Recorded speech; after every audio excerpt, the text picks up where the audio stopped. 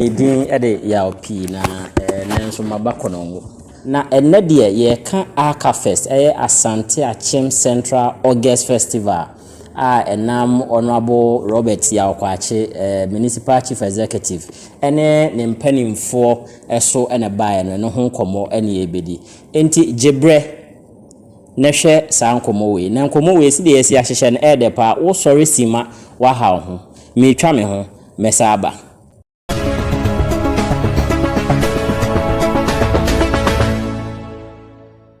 Enti honorable me mwakwa baba Asante-Akyem Watch so. Yeah. Ma pewon so ache honorable. Na wanitia ya dwuman nantie no doors because to dey be as say ofa projects akodo aban na daroma odi abaso na unhu. Enso umani nyina ya office tena wanhwa na ha. Fache me say unhu me but ya dwuman ye mu ana etisa. Ampa me na naka was a portis. Winim na ho nipa koye portis there just the no aro no obi huna no obeda enti meti ase na me da asenso se wanya brew ya ma me se me ne obedi AACAFest enkomo wo de wo se we yenua pa se ye nu nyina na adwuma ye wo mu a nti minim se odo ahon so wo ma Asante-Akyem Central ne Asante-Akyem kru na aka ne nyina nti wo de fa Asante-Akyem ho de fa ho pa ti me so mani age se ne me hu na me no twetwe sankomo yi well we dey ye monitor honorable de edikan AACAFest second edition say ene ho nsemtie okay yo sisi ya me no ka say committee na aye de se so mo ye bia about AACAFest said them di kan no programs akodo a ewu mu a ye be pese ye be ye no ni nyina o ma hye ne fe ye be start with a marathon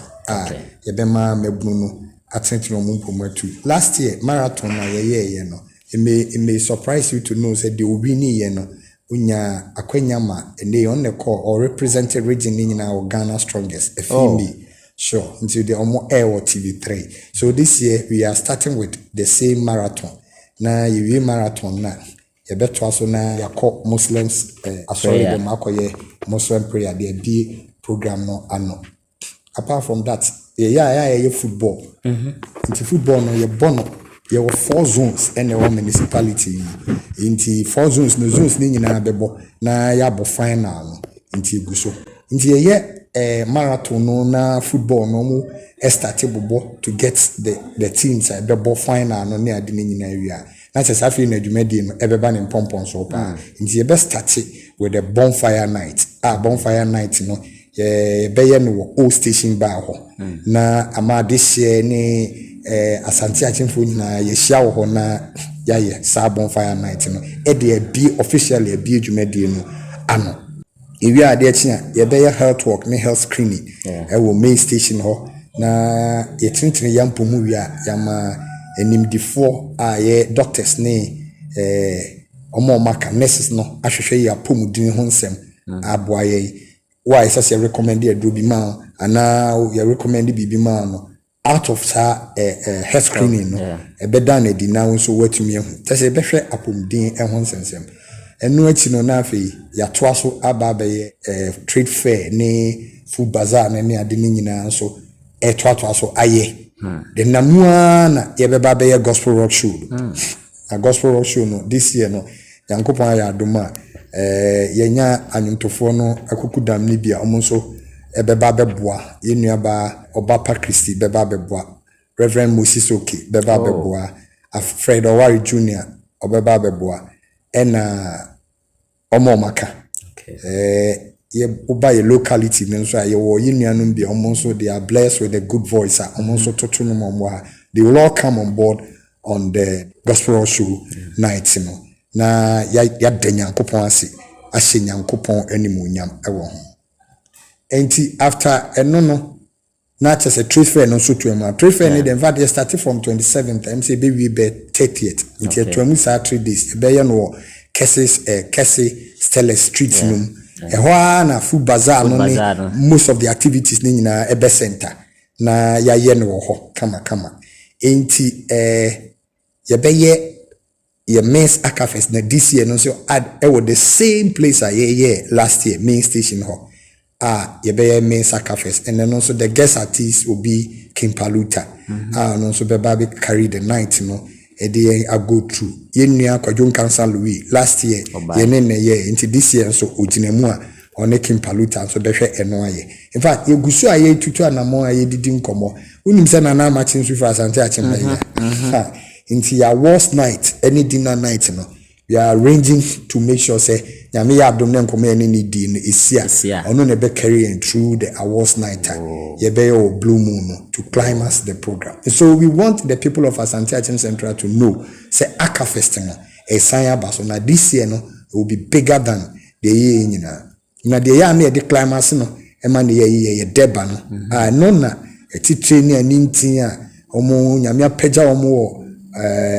Ghana mo konkan a omo ya adehye kan a mo fra Asante-Akyem no ye to nsafre omo nyina no mo ba ame fa sa kwanya so mbo ni nua branch ba ko bia ba so yi pa last year no he was one of the pillars behind AACAFest ye nua kafa Martinenka the bi o bia o ti so ti interview bia Asante-Akyem adehye a ye ono an adehye municipality executive say onyankopon hya ne bebre e odo a me call ne ho de ani so ade hunu tu nanim osomu na ono aboaye in fact oboaye financially aboaye material wise ma AACAFest contest ayeye awards ay chair fan ni electrical gadgets ni no money bebre this man donated most of them to the people or say he's part of Asante-Akyem odiyechi sa from the beginning of the program to the end of the program and this year we have been to him the way he received us in the oyen into a proud sponsor or tayeti obibiem kafam yankopon sha we are grateful to you for what you do. Other people also came to say the medical bobo omudia omunyina bebo aye nti I am sure that ibia beko na ni December ko ewom ni say ko dasebre otu sebo na se na me de koto na ni mene na di nkomo wiye na o say ya last year na mentimi ama this year there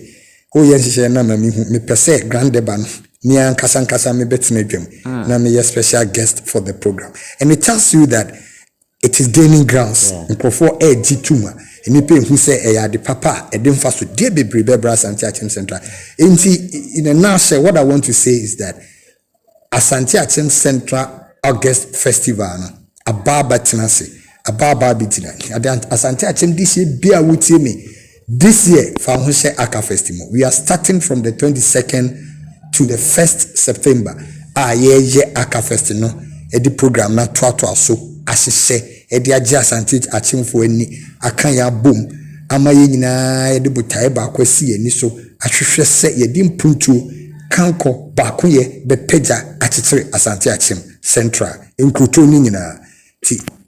ye fre obia so we Asante-Akyem ye nkru ya kan Asante-Akyem Central nkru ni ebubodi an eboni mienu e kire odo e wo ye nim to beti petrense nya bo konongo odun ase dwase praso ye boni tutu sa it tells you the combination that we have so at enti sa adhye nyina ni abobo mudin no ye nyina ye nkru to ni nyina be ba together na ye nyina ya ka bomu edi afahye no ayama na ye fefe enti August Festival AACAFest o kan AACAFest adese wo kono gunyina be ka cho se brefie August we dey brefie na ye nyina na yenyi yeni na yenka ye honsumum emfa nkyekere Asante-Akyem Central juma bi se no ye de sika kese pa na ye die ye di ne ma bi se achi no ye se ye die tipempem wabo kafam din wabo mpanimfo bi din na this year de no sika na si ana se Oliver Twist de na ye da so guso se ye be hia mo afri afoforo bi nso ho sure no committee ni guso a ye de letters are called for financial assistance from the various institutions ayewo ha any individuals be if you say nyankopon ato omo nsam a on betumi abom aboa ababeboa yen ama AACAFest no etimi akoso enu nti mi gidi se akwanya no da so wo ho yeguso a mame modere man bi te say last year ono nso beboa yen afiwe yakoho ayeguso ayedidi ono nso ehon komo na ono nso betai dwumadi no echi pa ti drama bebi amu bia damase na ya chiam ye fasa akwanya iso so asre afoforo bia aka omo so betumi aba financially aba bebo it say the na me catch sometimes enye ni nyina nkwa na ya na eyiska kra say be kan say yenu akafam oboy is kafam osan boy nti me fasa akwanya iso na makacha adehia yaka yenu Mac Bennett ni other institution omo wo ha obia beboaboa yen kakran interview nso saa na ye no ebia no akra no mentimi amodi na beboa me we fie kai dem ye ma ye nyina nti afofra mo nso mo boa ye nyina ye guso a ye from the banking institutions that we have within the municipality omo nyina no ye komo ho bi beboa ye omo mentimi amwa nso amaya no ba said this year they will come and then support us. I'm sure say omubeba omabeboa ye nuanom. I will also acknowledge ye nuanom miners. Omo nso ye mine wa ha omo nso in a way eboa ye okohodo bebre. So I'll single one person out, chairman Asem. We appreciate the efforts I also put in last year AACAFest. We really appreciate it, and we hope said the same thing. Only me member of parliament, mainly member of parliament in a free pie. You can't see be na uti until we MP said that catch and say yenya any yenya no maka. I feel the AACAFest na a program kasiye pa ye need actually to mu nyina amra meboa. And I thank God for getting a member of parliament like him. I am not just working with him just as Obi Amnene Yejuma. He's very experienced and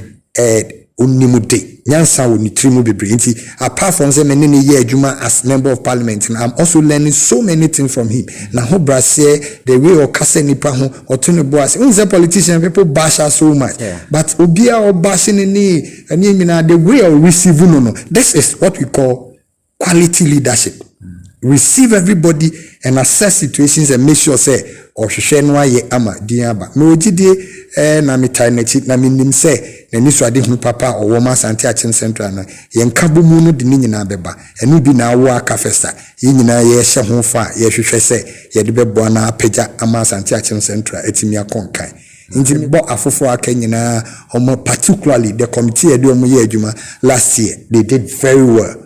very well. Me committee no na minimia from Benny so free from Benny also he was last year the executive committee chairman. He did well. Yedanase AACAFest yedanase cover by yedanase any other members on. That's one other guy I will also just single him out. The reason is that onokra de nka bibia nim say ye can MP ni can MCE the NSMP before program. But this guy is the youth commander for the opposition party NDC. Both. But we trying a contribution to it, and he has also accepted it as a project for the people of Asante-Akyem Central, and he's helping a lot. I want to acknowledge him and tell him, say, we really appreciate his efforts. And the other people are almost from every different political advice. Say, Asante-Akyem Central August Festival, no, intim Yankopon Israel Munina. This year, also made that team say. In fact, there were and problems here and there near the but sa committee here this year show monsan also 89 atoto nioma from the beginning na bepem sabria ye be start ashesa ofe. I want to take this opportunity to thank them too. Nanka me bebisa wo ko hen ba ko nanso nyame adom wo de boat asem no ya no ama me na misro se bia side ko free politicians hoyi na bia dachi bia no se abansesa bi esia anhwa na AACAFest ayebasa nanso wo de boat ba mu me sure say the other political divide no omonso agya tomu ye se mpo no se abansesa bi ba dachi bi na omonso ba me sure say omo ma AACAFest enkadem na omo be koso ahwe AACAFest bibisa wo ho. Sure, nti so hwe ya na me can say the starting point na kra na ye involve all the political parties na so obi hu said the be on be hu say Asante-Akyem Central project nti otina bi me ni ho as municipal chief executive, me member of parliament ni ho as member of parliament obeba ana municipal chief executive obewo ho no ese se hu say festival na ya GSC ho a ye na nso try say obehwe na etimi abaso, and I'm sure that that's going to happen. Ye nyina sebi ye jai position ye kita ye nso ani infra Asante-Akyem nti eniso ade hu bi say ya wo no a ye de aba no will be on whoever will be in power that time. So obehwe say obitimi amana abaso, and we will be ready to give the person the needed assistance we are here to make sure say program na betina say na are beneficial to all the people within the municipality. All right. Honorable Mamemfa we intro AACAFest for Asante-Akyem Central. Asante-Akyem so de kanena ye baako. politics kɔ n'anim nipa na ɛdɔɔso no na ama political division aba yɛnya north central and south na onuanom yi enhyehyɛ bi wɔ hɔ ana nkomodie bi wɔ hɔ sɛ daakye bia no ɛbɛba bɛyɛ Asante-Akyem ne nyinaa festival ana sɛ yɛ kɔ no AACAFest central nko a. Okay, a good question pa. Em say said the name no kasa no last year domi man hene ebegrisi occasion so hwema politically no nka domi man hene wo Asante-Akyem north bad obai enkomodidi e wetiri nyina ne say ebeba be ye Asante-Akyem nyina a project, but I think that it will start from somewhere. Nti baby I starting here ye kɔ yanim na ye bedidi ho nkomo na ye hu se de sitie ene se ye nyina ye gitum se ya mention no a capitals and cultural akase na ewom ti se konongo dwa so ne agogo no ene ye nyina ya gya tum na ye ne no wana se this year na celebrity grande ba wo konongo the following year we can have it at dwa so the following year we can have it at agogo so ye project ye free as say bi di se kwawu no started like this it started like this and then okwa bia obia need it so the same thing will happen you starting to say no you be enlarging and gradually I am sure say minunu so dim komo in fact they all come to help omunia so da ye we ni identity they all come to help ninu ya from pon they bia we di ho the most of the activity and na go through a year last year sa na yinu otibu atin so this year they will all come. And this time they will also come with their members of parliament as they come and partake in this year's August. How best we can make it big and it will cover all the people within the Asante-Akyem enclave. In the addition, Asante-Akyem this year, more manone, more cry, more kumasi, more koko, takwade, more to kwai atse, monfa AACAFest so mrefi. Na yenyina yenkamum enchetra Asante-Akyem.